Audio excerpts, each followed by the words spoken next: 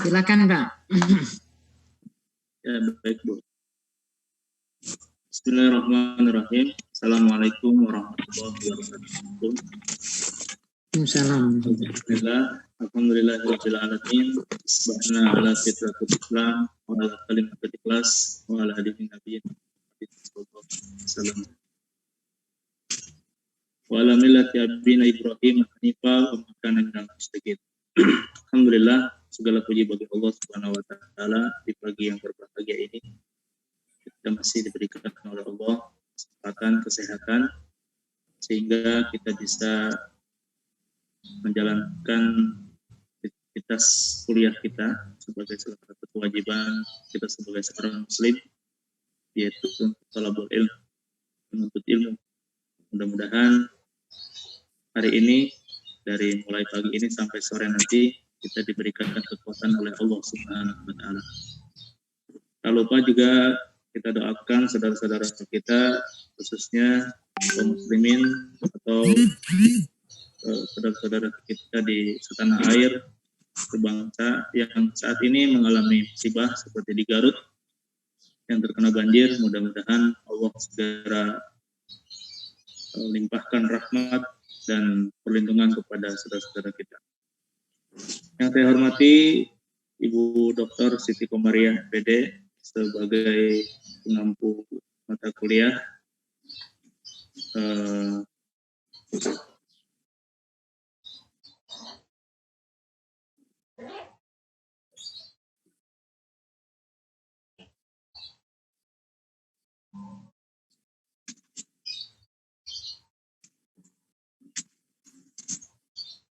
untuk bersifat waktu, langsung saya masuk ke judul ya. Judul presentasi pada pagi hari ini yaitu peran taksonomi afektif dalam pelaksanaan pembinaan santri di Pondok Pesantren Darussalamah Al-Mubarak. Ini judulnya, mungkin taksonomi sudah sama-sama kita tahu juga. Mungkin ada juga yang belum tahu, nanti kita akan share informasi tersebut. Kebetulan qadarullah saya yang taksonomi afektif, nanti ada teman-teman juga yang taksonomi kalau nggak salah skomotorik ya, dan kognitif. Baik, selanjutnya latar belakang masalah. Yang pertama, pembinaan akhlak yang baik bagi anak santri memang sangat diperlukan, yang terasa diperlukan. Karena anak kita tahu ya, tergantung siapa yang membentuknya. Ibaratnya kalau anak itu seperti adonan, mau dijadikan martabak, mau dijadikan kue alik, kue cucur, atau kayak apa aja itu tergantung kitanya. Maka pembinaan terutama akhlak yang menjadi tujuan juga kita sebagai orang tua muslim. Kemudian di Kabupaten Cianjur terdapat salah satu pondok pesantren yang bernama Pondok Pesantren Darussalamah Al-Mubarak. Peneliti memilih pondok pesantren ini untuk diadakan penelitian dalam implementasi taksonomi afektif dalam kegiatan santrinya. Setelah saya tanya kenapa namanya Pondok Pesantren Darussalamah Al-Mubarak secara nahwiyah atau secara ilmu nahwu mungkin kurang pas. Darussalamah Al-Mubarak, seharusnya Darussalamah Al-Mubarakah. Ternyata Darussalamah Al-Mubarak ini yaitu dua nama yang menjadi cikal bakal pendirinya pesantren ini. Yang pertama Ibu Haji Salamah yang mewakafkan tanah ini. Yang kedua Kiai Haji Mubarak yang menerima wakaf. Jadi dua nama orang, bukan nama tadi yang saya sebutkan. Jadi Darussalamah Al-Mubarak ini nama dua orang. Kalau secara nahwiyah, secara grammar atau bahasa Arab memang keliru. Kalau mau Darussalam Al-Mubarak atau Darussalamah Al-Mubarakah. Baik, selanjutnya karena masalah santri adalah masalah yang sangat kompleks dan beragam, maka untuk mewujudkan pembinaan santri harus menggunakan model pendekatan yang tepat di antaranya. Jadi ini bukan satu-satunya, tapi di antaranya, yaitu taksonomi afektif yang akan kita bahas pada kesempatan kali ini. Selanjutnya, sebagaimana biasa, rumusan dan tujuan penelitian untuk mengimplementasikan taksonomi afektif dalam pelaksanaan pembinaan santri di pesantren Darussalamah Al-Mubarakah. Hasil pembinaan santri setelah implementasi taksonomi afektif, kelebihan dan kelemahan taksonomi afektif dalam pelaksanaan pembinaan santri di pondok pesantren Darussalamah Al-Mubarakah. Sebentar ya, sebentar, maaf Bang, sebentar.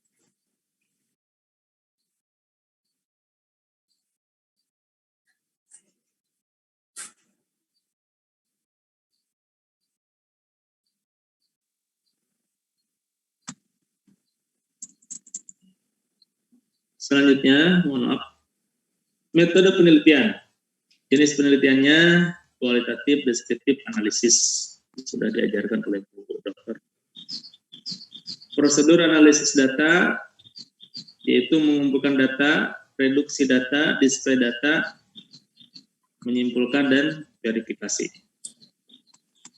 Uji keabsahan datanya sebagaimana yang sudah biasa juga, yaitu triangulasi sumber, triangulasi teknik, wawancara dan observasi. Wawancaranya kepada pimpinan pesantren dan pimpinan pesantren.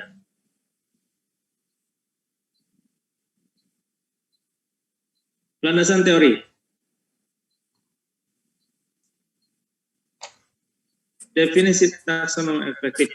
Taksonomi efektif adalah kemampuan yang menitikberatkan pada perkembangan perasaan, emosi, dan reaksi-reaksi yang terimplementasikan ke dalam sikap seseorang. Ranah afektif yaitu penerimaan, receiving, partisipasi atau responding, penilaian atau penentuan sikap, valuing, organisasi, pembentukan pola hidup. Ini yang akan kita nanti bahas ya. Pembentukan pola sikap ya. Pembentukan pola sikap Bu ya, maaf Bu. Pembentukan pola sikap. Karakterisasi. Ya. Pembinaan pesantren. Menurut Wagnell dan Pang, bahwa pembinaan itu meliputi menjaga serta memberi pembimbingan atau memberi bimbingan menuju pertumbuhan ke arah kedewasaan dengan memberikan pendidikan, tuntunan dan sebagainya terhadap mereka yang dibina. Pendidikan pesantren memiliki keunikan, ciri dan karakteristik pembinaan sendiri yang tidak bisa disamakan begitu saja dengan pandangan tentang sistem pembinaan yang berlaku di sekolah pada umumnya. Ya, tentu di sini ada perbedaan dengan sekolah yang lain. Implementasi taksonomi afektif dalam pelaksanaan pembinaan santri pondok pesantren Darussalamah Al-Mubarakah. Yang pertama, tata tertib, aturan, dan batasan. Selanjutnya, pembinaan, pengawasan, dan arahan. Sehingga menjadi taksonomi afektif. Ada di sini hasil penelitiannya, sikap santri yang negatif. Malas, kurang hormat dan kurang sopan terhadap ustadzah karena terlalu dekat dan memberikan perhatian berlebihan ya, jadi jadi kalau orang Sunda bilang ngelunjak gitu ya, selalu membuat gaduh, manja, tidak mau mengalah atau ingin menang sendiri, marah pada teman yang berbuat salah. Ini sikap santri yang negatif yang memang dinamis ya santrinya. Kadang ada yang baik, ada yang kurang baik gitu ya. Kita aja anak di rumah 2, 3, 4, bagaimana variasinya anak-anak kita di rumah, apalagi di pesantren dengan puluhan atau ratusan orang. Nah, pembinaan ustadzahnya kalau malas diberi bimbingan sehingga rajin. Nah, ini teori-teorinya. Memberikan perhatian seperlunya saja atau dinasihati. Memberi dorongan sehingga tidak malas. Memberi bimbingan jika berulang-ulang membuat kegaduhan, berikan hukuman yang bersih. Itu memakai teorinya Fleming gitu ya. Nah, setelah riset itu memang dari sisi bagaimana menggunakan gerakan-gerakan ya untuk memudahkan hafalan, ternyata mereka itu bukan mengambil dari Fleming gitu ya, jadi ngambil dari Quantum Memory gitu. Nah, jadi hanya kebetulan dari sisi konsepnya itu sama, tapi pencetusnya itu berbeda gitu. Nah, silakan kalau memang ada ahli teori ya yang sebagai landasan ya yang dipakai pesantren yang ini objek penelitian ini ya Pak Diansa. Silakan Pak. Ya Bu, baik Bu. Saya lanjutkan dulu Bu ya. Ya. Kelebihan model taksonomi efektif di Pondok Pesantren Jawa Barat fokus pada kemampuan santri dalam mengolah rasa, emosi, dan sikap daripada konten materi hafalan sehingga belajar lebih relevan dengan apa yang dibutuhkan dunia luar. Itu yang tadi saya bilang bahwa ketika kita menceritakan atau menyampaikan informasi tentang taksonomi efektif, mereka memang sudah menjalani itu. Cuman saya mungkin tadi Bu Dokter menambahkan apa yang mereka pakai. Saya belum tanya itu Bu ya, belum saya tanya dari teori yang mereka pakai gitu. Tapi kalau secara tadi modelnya hampir sama gitu, ada pengklasifikasian. Hanya saja waktu itu pernah ada diskusi itu, jadi menggunakan riwayat Abdullah bin Umi Maktum ketika meminta dakwah kepada Rasulullah atau meminta untuk diajarkan tentang dinul Islam.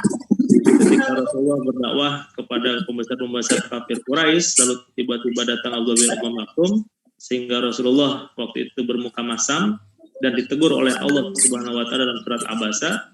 Nah, disitulah adanya klasifikasi pengelompokan santri. Jadi tidak ada tes masuk, yang ada hanya pengkelompokan. Yang ada hanya pengkelompokan santri sesuai dengan apa tadi kemampuannya. Makanya di sini kan ada teori kemampuan itu tidak menyangkut tingkah laku ya, akhlak. Termasuk itu Bu. Oh termasuk. Jadi, ya berarti ya, kan masuk bahasan ini nanti. Ya karena apa? Karena misalkan orang tuanya atau yang mengantar itu wali santrinya katanya juga membicarakan latar belakang anak ini, hobinya main bola, anak ini hobinya berternak, anak ini hobinya berkebun, begitu. Jadi ada kelompok-kelompok yang memang secara alamiah dibangun di pesantren tersebut. Baik. Silakan, karena nanti kalau hanya pengelompokan itu berdasarkan kemampuan dari sisi kognisinya, maka tidak tepat ya dimasukkan taksonomi afektif, tapi hanya taksonomi kognitif. Akan tetapi kalau memang pengelompokan juga berdasarkan tingkah lakunya, berdasarkan akhlaknya gitu ya, maka bisa ya dimasukkan. Baik, silakan dilanjutkan, Pak. Ya, Bu. Ya, yang kedua, pembinaan dan pendidikan bisa mengendalikan dan menyesuaikan tujuan belajar, aktivitas, dan evaluasi belajar dengan mudah. Yang ketiga, bisa digunakan berbagai mata pelajaran atau lintas disiplin ilmu. Ini kelebihannya. Kekurangannya atau kelemahannya, banyak klasifikasi pengorganisasian. Ya, itu menjadi resiko ya, karena santrinya juga datang dari berbagai daerah, suku, dan provinsi. Ya, jadi banyak pengelompokan atau disebut dengan konsulat.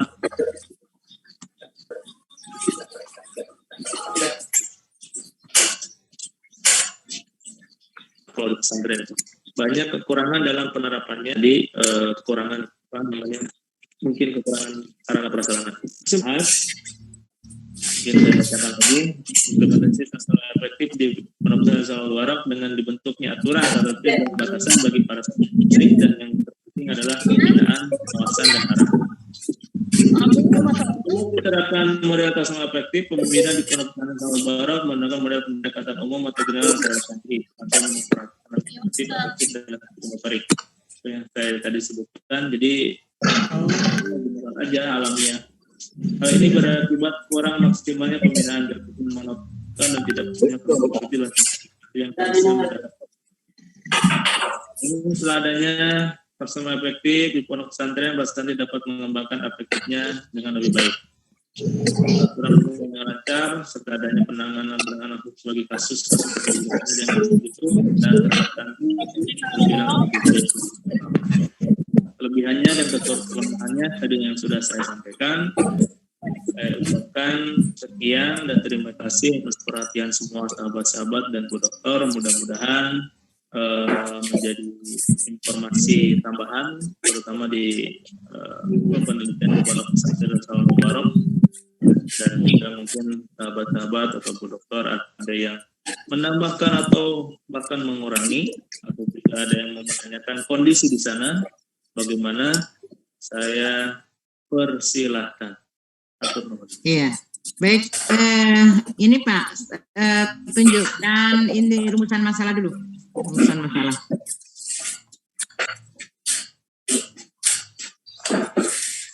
Coba bacakan kembali biar teman-teman pada itu. Baik, Bu. Implementasi taksonomi efektif dalam pelaksanaan pembinaan santri di Pondok Pesantren Al-Mubarak. Yang kedua, hasil pembinaan santri setelah implementasi taksonomi efektif. Yang ketiga, kelebihan dan kelemahan taksonomi efektif dalam pelaksanaan pembinaan santri di Pondok Pesantren Al-Mubarak. Ini rumusan dan tujuan penelitiannya.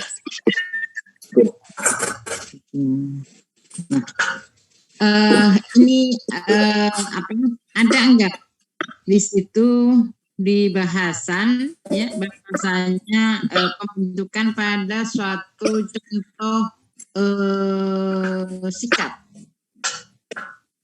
Jadi seumpama sikap mandiri gitu, sikap disiplin gitu. Ada, Bu, tadi sudah saya jelaskan tadi di pembahasan itu. Itu masuk di Bapak masukkan di pembahasan implementasi ya? Iya, Bu, betul. Ya, itu yang apa namanya, yang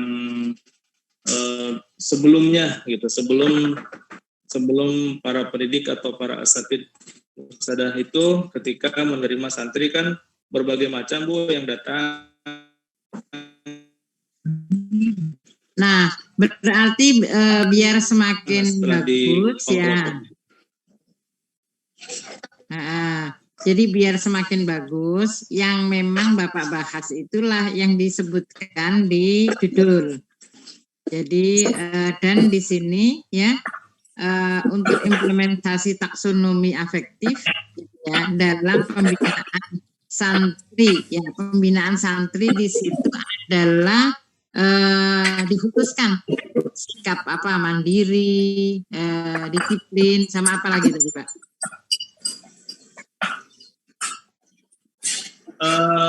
Termasuk itu, Bu, termasuk manja yang negatifnya gitu. Nah, ini ya, untuk menghilangkan sikap negatif gitu. Ya, dan untuk menanamkan sikap positif. Iya, betul, Bu, ya. Nah, kalau di judul untuk yang negatif nggak perlu disebutkan, nggak masalah. Jadi ke pembinaan itu siapa aja ya, positif apa, mandiri, disiplin, terus apa lagi Pak?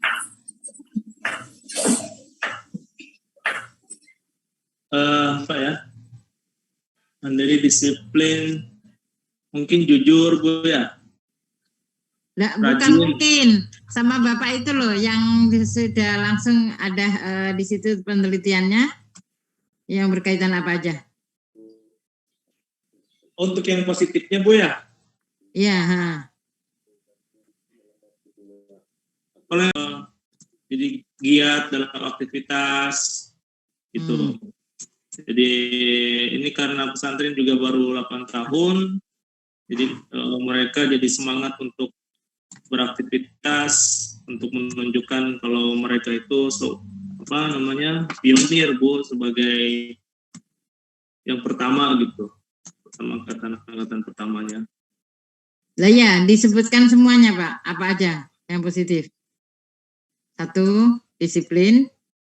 Disiplin, mandiri. Terus? Giat. Semangat belajar begitu ya, semangat ya, ya. Semangat. Giat itu enaknya rajin dan semangat gitu ya, rajin dan penuh semangat.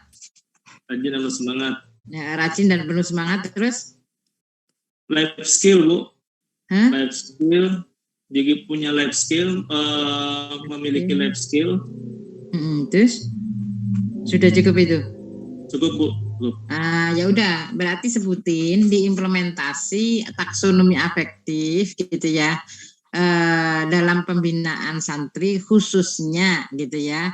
Nah, jadi ya nggak usah khususnya sih sebenarnya, dalam pembinaan gitu ya. Sikap mandiri, sikap disiplin, sikap apa tadi, giat dan tolong ditulis ya Pak ya, giat dan rajin dan giat gitu ya, rajin dan bersemangat serta life skill ya, memiliki life skill. Pada santri di PP Darussalam Al-Mubarok. Jadi itu tolong ditambahkan di rumusan masalah implementasi, ditambahkan di rumusan di judul Pak, di judul. Ya baik Bu. Ya.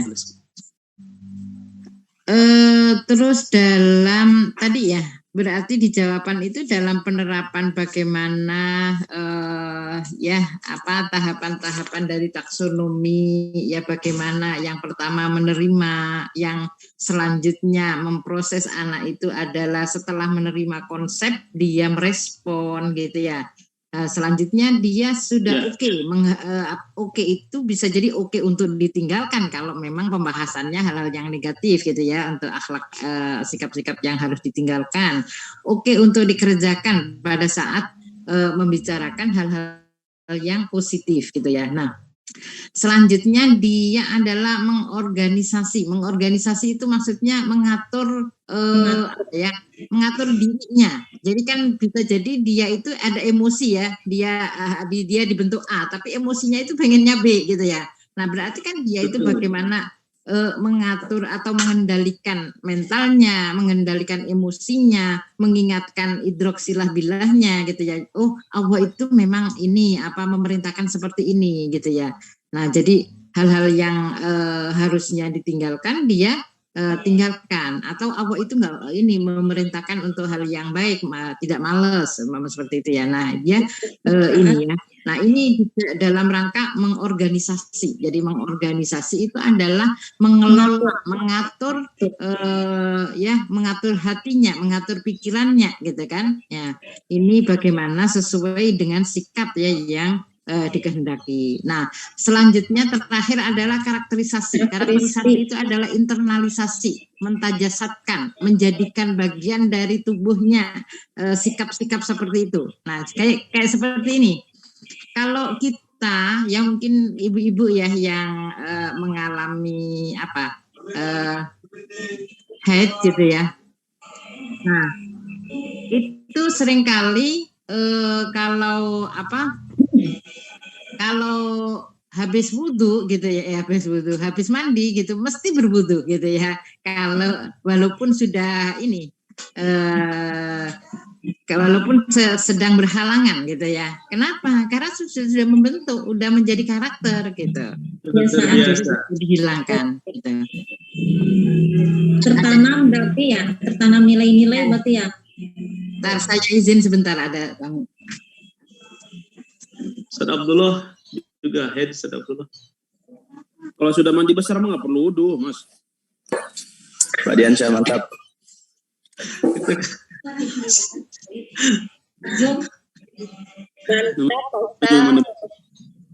Saya mau cuma nyampein doang. Allah perintahnya suruh wudhu lagi. Oh iya wudhu lagi.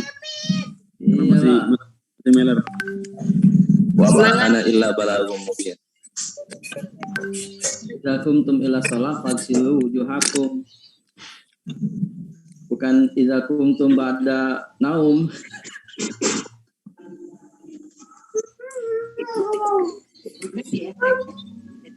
Nah, alik desal aglab. Masih ada yang Minat istimam. Minat istimam. ya, baik.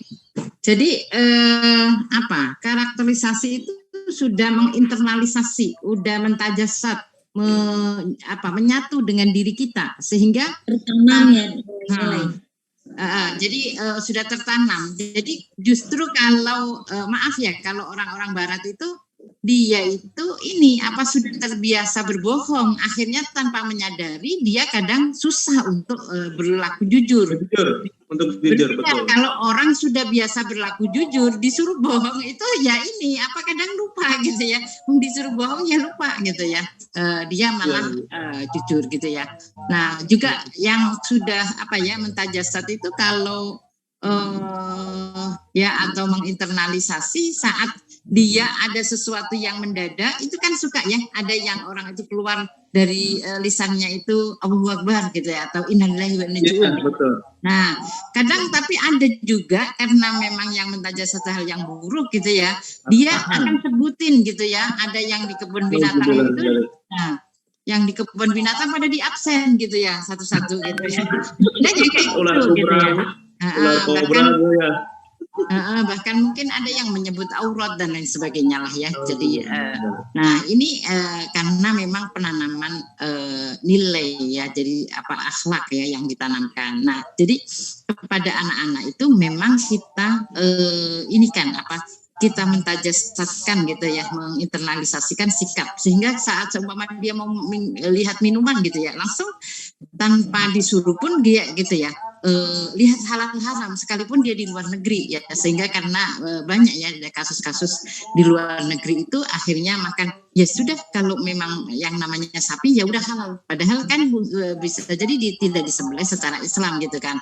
Nah apalagi banyak juga yang kena kasus itu ada campuran babi gitu, daging babi dan lain sebagainya ya. Jadi kalau sudah menyatu pasti dia itu akan melihat ini sesuai Islam halal atau haram atau tidak gitu ya saat makan gitu, itu berarti udah menyatu gitu ya. Jadi nilai itu udah menyatu ya, bahwa dia itu harus disiplin, bahwa dia itu harus mandiri, bahwa dia harus selalu terikat dengan hukum syara gitu ya. Nah ini semuanya perlu kita tanamkan, dan cara menanamkannya itu seperti itu. Berarti kalau di awal belum diterima ya, jadi bagaimana diterima gitu ya. Nah ini harus ditanamkan bagaimana diterima, baru setelah diterima baru dia merespon. Nah sehingga kalau seumpama anak saat diminta ya untuk mensikapi sesuatu ya, seumpama disiplin. Nah, di situ disiplin itu termasuk bagaimana menata sandal, gitu ya. Jadi menata sandal pada tempatnya, membuang sampah pada tempatnya, ya. Dan bagaimana dia untuk mengikuti sholat duha, sholat zuhur, ya, dengan disiplin dan seterusnya. Nah, saat dia itu menyampaikan gitu ya, melakukan kesalahan, ya. Terus ditanya gitu, nah kenapa kok buang sampah seenaknya gitu ya, kenapa kok tidak hadir gitu ya. Nah dia bisa jadi kalau jawabnya seumpama harus ini ya, jadi naruh baju naruh ini harus begini ya gitu ya, jadi baru nanya ya, berarti kan yang pertama itu belum masuk kan konsep ya kan, konsep atau ilmu ya.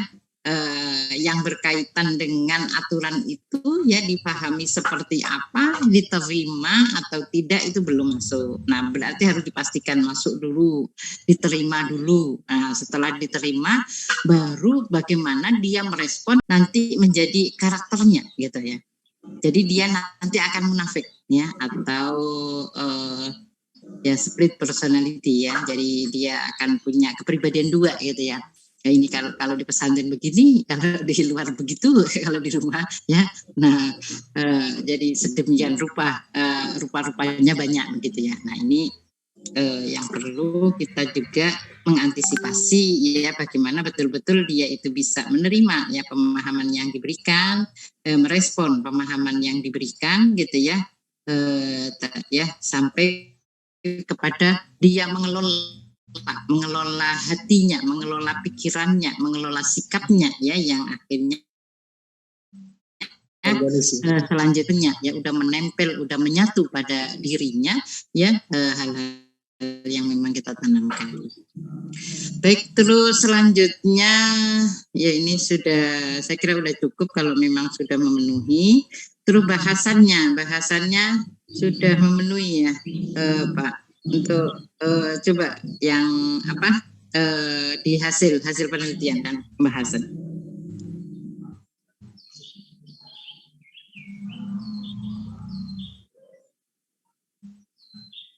Ini Bu.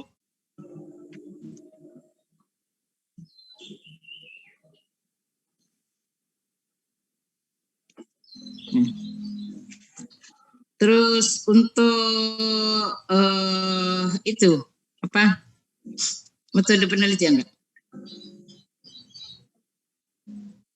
Bu Nabila, tolong. Nah, coba Ibu Bapak jelaskan. Metode penelitian Bu yang biasa saya dengarkan dari Ibu itu jenis penelitian kualitatif deskriptif analisis yang memang jadi makalah saya. Yang pertama prosedur analisis data itu mengumpulkan Nah ini bisa uji keabsahan data Bapak pakai apa? Triangulasi sumber. Seperti apa triangulasi sumber? Saya langsung datang ke pesantrennya Bu untuk melihat ke sana sendiri bagaimana keseharian atau aktivitas pesantren di sana. Ya, dengan mewawancara kepala pesantren atau mudir ma'hadnya dan bagian kesantriannya yang mengawasi setiap kegiatan di pesantren. Itu diapakan kalau di triangulasi sumber itu? Dicocokkan Bu, dicocokkan ya dengan antara apa sama apa kalau sumber? Antara realita Bu dengan pimpinan pesantren Bu dengan kondisi yang ada di sana. Enggak tuh sumbernya satu pimpinan pesantren, terus sumber yang kedua apa?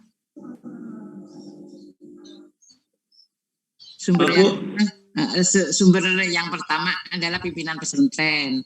Terus sama Pak di cross check dengan sumber yang mana lagi? Dengan pimpinan kesantrian Bu, bagian kesantrian, kepala kesantriannya. Oh, pimpinan pesantren sama bagian kepala kesantrian. Ya.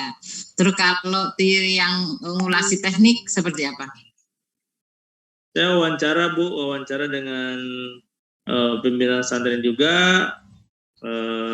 dengan ustadzahnya di sana, wawancara aktivitas santri, akhlaknya, itu ranah-ranah efektif yang tadi dijelaskan, dengan langsung observasi melihat langsung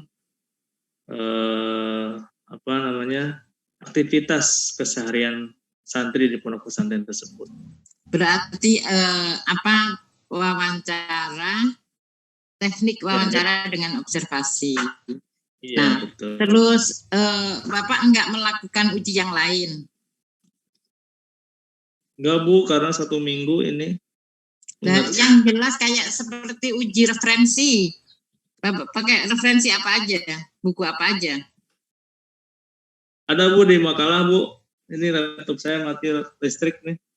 Nah, jadi yang jelas itu kan jelaskan kita itu mesti mengacu kepada konsep. Berarti uji referensi masukkan. Terus satu lagi yang sudah pasti kita lakukan adalah uji transferabilitas. Jadi mentransfer, mendeskripsikan secara jelas, secara rinci dan secara mendalam gitu ya dari objek penelitian kita. Nah, ini kan udah kita lakukan. Berarti tolong tambahkan ya dengan transferabilitas gitu ya. Dan ini apa? Transferabilitas dan apa tadi? Referensi tadi kan. Referensi ya, transferabilitas dan referensi itu udah pasti gampang. Terus auditabilitas sebenarnya itu juga gampang. Jadi asal sebelum ini kan laporan gitu ya, menuangkan dalam laporan hasil dari riset gitu ya, ada yang konsultasi ke saya via WA juga bisa, ini seperti ini gimana dan seterusnya, itu juga sudah masuk nanti teknik dependabilitas atau auditabilitas gitu ya, di audit. Ya. Baik, Bapak pakai referensi apa untuk ini, untuk uji ininya? Atau saya minta ini tolong dilihatkan referensinya. Ya Bu, laptop saya mati listrik Bu barusan. Ini tolong. Coba di itu kan ada, Bapak sudah kirim itu kan? Iya Bu, saya lihat dulu Bu ya. Di HP Bu. Nah, referensinya apa saja? Semuanya nanti perhatikan apakah semua referensi sudah masuk atau belum.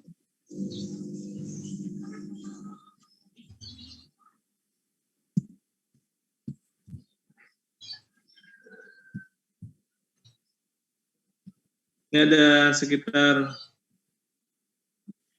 13 referensi Bu. Nah, saya tanya referensi yang berarti referensi yang berkaitan dengan apa saja yang dicari? Berkaitan dengan ranah efektif Bu. Ya. Judulnya, coba judulnya ini masukkan, judulnya tunjukkan lagi. Judul. Implementasi evaluasi ranah efektif untuk pembelajaran akidah akhlak. Itu penulisnya Abdul Ghafur.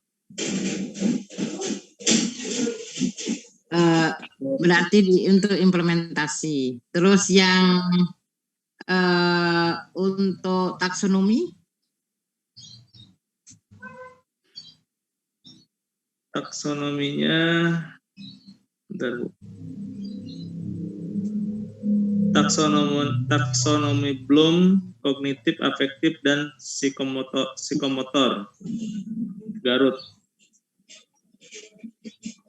Oh, ya, yang berarti Caldwell yang David ya. Bapak ambil yang David kan yang jadi taksonomi Bloom yang sudah dikembangkan itu. Iya, betul Bu. Nah, psikologi taksonomi Bloom. Pakai bukunya Prof. Ramayulis enggak?